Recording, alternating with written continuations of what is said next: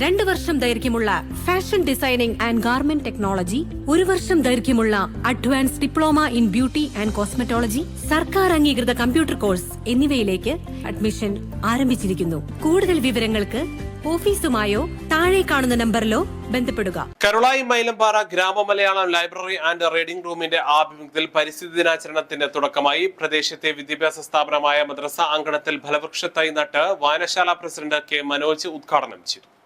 പരിസ്ഥിതി ദിനവുമായി ബന്ധപ്പെട്ട് മൈലമ്പാറ മദ്രസ അങ്കണത്തിൽ നമ്മൾ ഒരു പ്ലാവിൻ തൈ നട്ടിരിക്കുകയാണ്.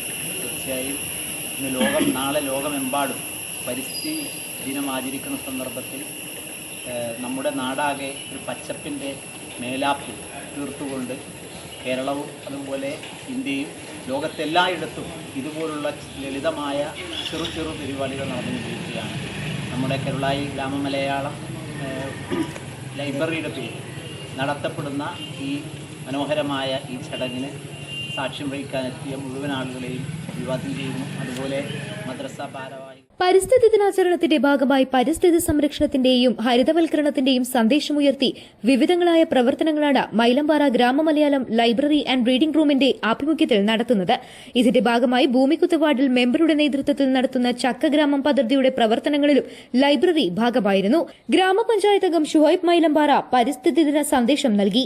ചടങ്ങിൽ മുഹമ്മദ് ഇയാസ് പനോളി, മദ്രസ secretary K Ummer, Hamza Illikkal, Radhakrishnan Perumpilan, Philipose Maveli, Radhakrishnan Narukkal, T K Usman, Riyas Poonthuruthi, Abubakar Panoli, Kalliyan Aziz എന്നിവർ സംബന്ധിച്ചു.